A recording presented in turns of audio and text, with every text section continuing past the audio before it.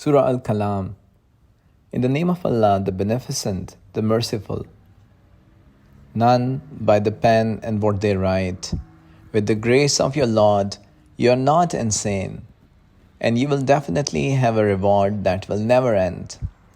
And you are surely on an excellent standard of character. So you will see, and they will see, which of you is demented. Surely your Lord knows best who has strayed from his way, and he is well aware of those who are on the right path. So do not obey those who reject the true faith. They wish that you become flexible in your faith, so that they should become flexible in their hostile attitude. And do not obey any contemptible one who swears much, a slanderer who goes about with calumnies, one who prevents good, and who is transgressor sinful, harsh, and after all that, notorious. Do not obey such a person merely because he is a man of wealth and sons. Whenever verses are recited to him, he says, "These are the tales of the ancient. We will soon brand him on the snout. We have tested them as we had tested the owners of the garden, when they had sworn an oath that they would pluck its fruits on the next morning, and did not make any exception by saying Inshallah. Then they whirled around in a whirl of calamity from your Lord while they were asleep. Thus, on the next morning, it was like a harvested field.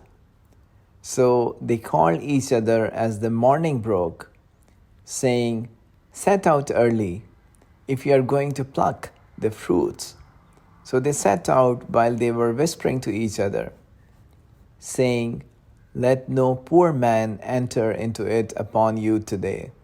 And in early hours they rushed quickly, while they were assuming themselves powerful to pluck the fruits and prevent the poor. But when they saw it, the place of the ruined garden, they said, We have missed the way.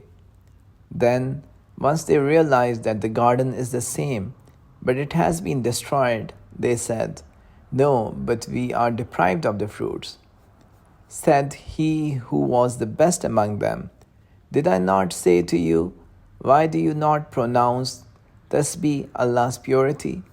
They said, We pronounce the purity of our Lord. No doubt we were wrongdoers. Then at the beginning, they started reproaching one another. And at last they said, Woe to us! In fact, we all were outrageous.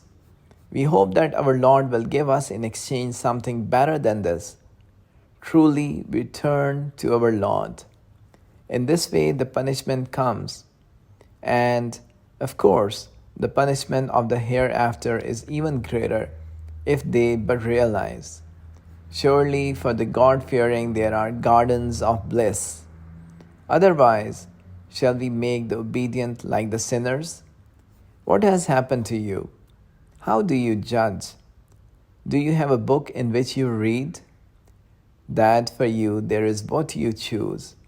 Or do you have oaths sworn by us, remaining effective up to the day of judgment, that you will get what you decide?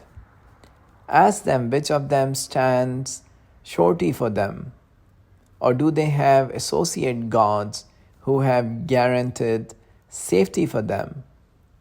Then let them bring their associate gods, if they are true. On the day when the shin will be exposed, and they will be called upon to prostrate themselves, they will not be able to. When their eyes downcast, they will be enveloped by ignominy. They used to be called upon to prostrate when they were healthy, but they did not. So leave me alone with those who reject this discourse. We will draw them on little by little towards hell from a way they do not know. And I give them respite. Indeed, my plan is firm. Is it that you ask them for a fee due to which they are burdened with debt? Or do they have the knowledge of the unseen and they write it down? So remain patient with your Lord's judgment, and be not like the man of the fish. He cried out while he was in anguish. Had not a favor from his Lord come to his help, he would have been cast in the wilderness in a reproachable state. Then his Lord chose him and made him one of the righteous. And indeed, the disbelievers seem to trip you up with their glances when they hear the reminder and say, "He's a madman indeed." And it is nothing else but a reminder for all the worlds.